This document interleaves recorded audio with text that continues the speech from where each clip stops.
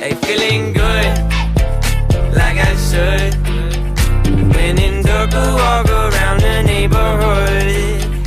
Feeling blessed, never stressed. Got that sunshine on my Sunday best. Yeah. Assalamualaikum warahmatullahi wabarakatuh. Di sini kami dari kelompok 7 akan menjelaskan tentang teori siklus bisnis, permintaan agregat dan penawaran agregat. Di sini ada teori siklus bisnis. Yang pertama yaitu pengertian siklus bisnis adalah fase naik dan turun dalam aktivitas ekonomi agregat.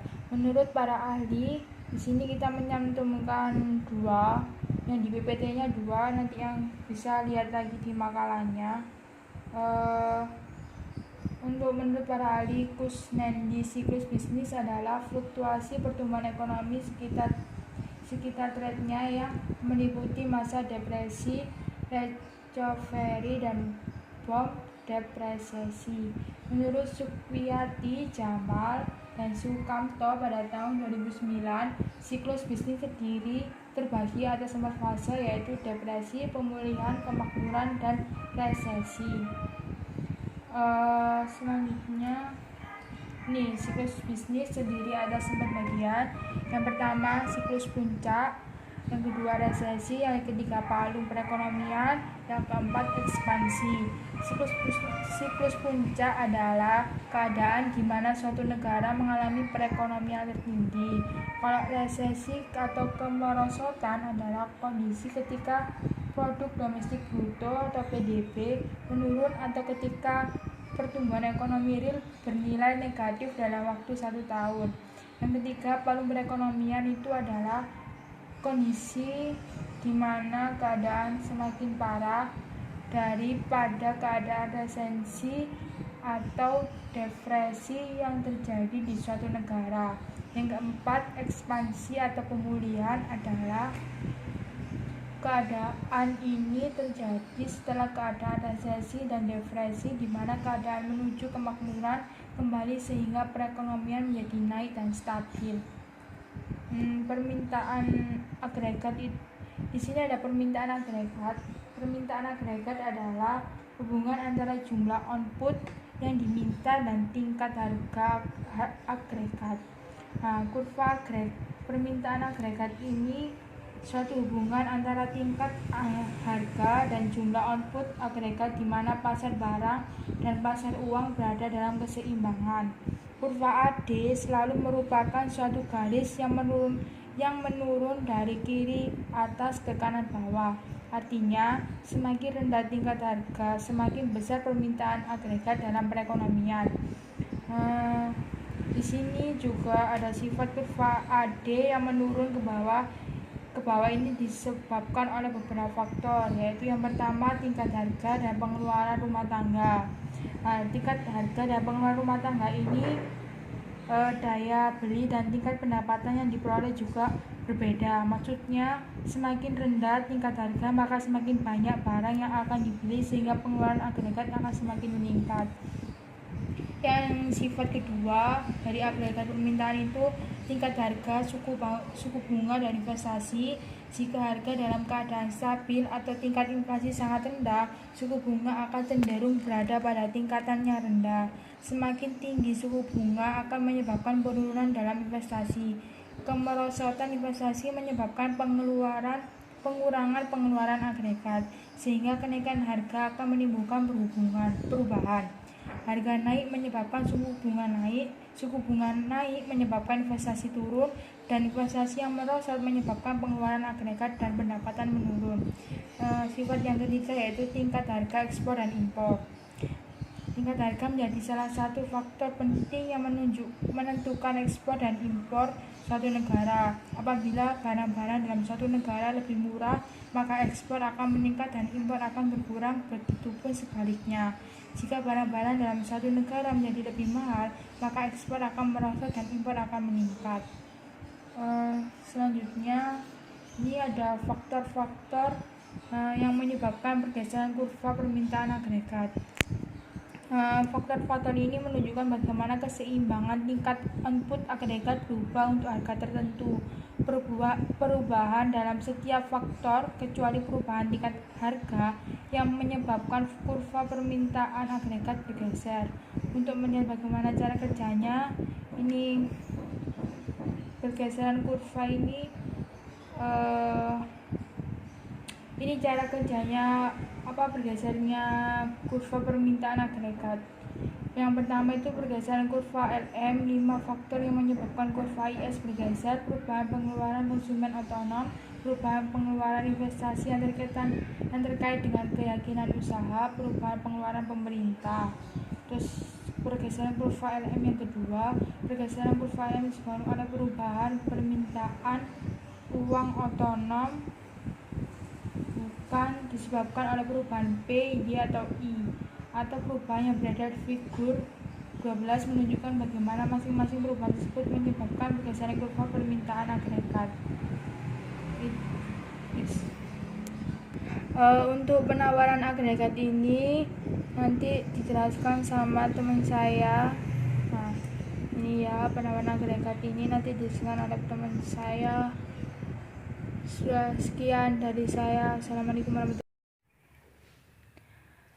Assalamualaikum warahmatullahi wabarakatuh. Perkenalkan, nama saya Alfadia Fitri Aini dari kelompok 7, ingin menjelaskan mengenai penawaran agregat.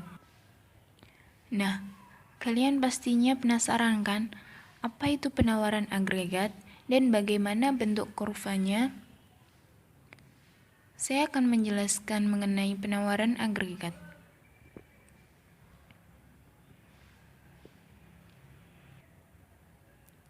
Penawaran agregat adalah penawaran barang dan jasa yang dilakukan oleh perusahaan-perusahaan dalam suatu negara.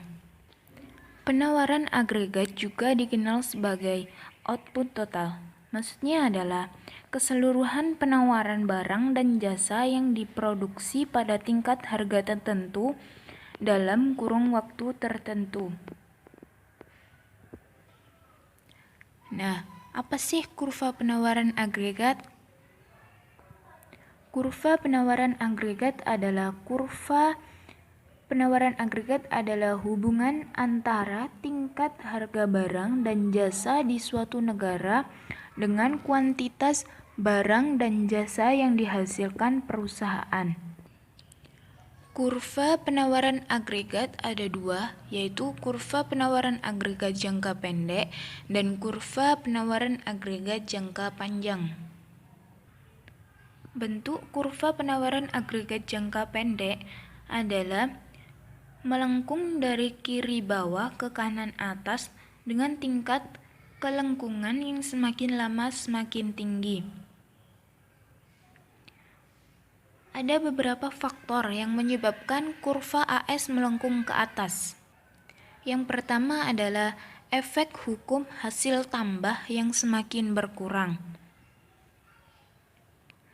Apabila banyak tenaga kerja yang digunakan perusahaan, biaya produksi akan semakin meningkat. Oleh sebab itu, perusahaan akan menambah produksi dan penawarannya hanya pada keadaan di mana harga semakin tinggi apabila output ditambah. Artinya, semakin tinggi tingkat harga, maka jumlah barang yang akan diproduksi dan penawaran perusahaan semakin meningkat, sehingga penawaran akan meningkat. Yang kedua, kesempatan kerja dan menurunnya pengangguran. Semakin tinggi kesempatan kerja, semakin tinggi tingkat upah yang diterima oleh para pekerja, sehingga akan memperkecil jumlah pengangguran. Upah yang semakin tinggi akan menaikkan biaya produksi. Nah, agar perusahaan tetap memperoleh keuntungan, maka perusahaan harus meningkatkan produksi dan meningkatkan penawarannya. Artinya, semakin tinggi tingkat harga, semakin banyak pendapatan nasional yang didapatkan perusahaan. Hal ini akan menyebabkan kurva AS melengkung ke atas. Kurva penawaran agregat jangka panjang. Tingkat harga tidak berpengaruh pada output agregat karena perusahaan dapat menyesuaikan harga input secara proporsional. Jadi, tidak seperti penawaran agregat jangka pendek, biaya produksi tidak mempengaruhi output agregat jangka panjang, sehingga bentuk kurvanya adalah tidak elastis dan membentuk garis vertikal. Perpindahan atau pergeseran kurva AS ke atas atau ke kiri dapat disebabkan oleh faktor-faktor yaitu 1. Harga bahan mentah meningkat atau biaya lainnya meningkat. Apabila harga barang mentah bertambah atau naik, maka biaya produksi akan meningkat. Kenaikan biaya ini menyebabkan perusahaan akan menawarkan jumlah produksi tertentu pada tingkat harga yang lebih tinggi, sehingga akan menyebabkan kurva bergeser ke atas atau ke kiri. Yang kedua, kenaikan upah tenaga kerja. Apabila upah tenaga kerja meningkat, maka perusahaan akan menaikkan harga lebih tinggi sehingga kurva bisa bergeser ke atas atau ke kiri. Perpindahan atau pergeseran kurva AS ke bawah atau ke kanan disebabkan oleh faktor-faktor 1. Perkembangan teknologi. Perkembangan teknologi dapat menyebabkan sejumlah output dikeluarkan dengan biaya yang lebih murah atau pada jumlah biaya yang sama, output dikeluarkan bertambah banyak. Setiap perubahan ini akan menyebabkan biaya per unit menjadi lebih murah dan perusahaan akan menjual barang dengan harga yang lebih murah, sehingga dapat menyebabkan kurva berpindah ke kanan atau ke bawah.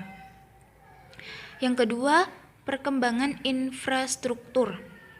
Keadaan infrastruktur dalam suatu negara sangat penting perannya dalam mempengaruhi efisiensi dan biaya produksi perusahaan.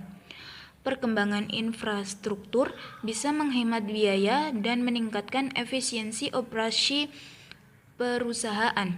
Dengan infrastruktur yang baik akan melancarkan proses pengangkutan sehingga dapat mempersingkat waktu. Yang ketiga, pajak, izin usaha, dan administrasi pemerintah. Untuk mendirikan dan menjalankan usaha, setiap perusahaan memerlukan izin usaha dan waktu untuk membayarkan pajak kepada pemerintah. Jika semuanya berjalan dengan lancar, maka perusahaan akan lebih efisien dan biaya produksinya menurun sehingga dapat menggeserkan kurva ke atas atau ke kanan.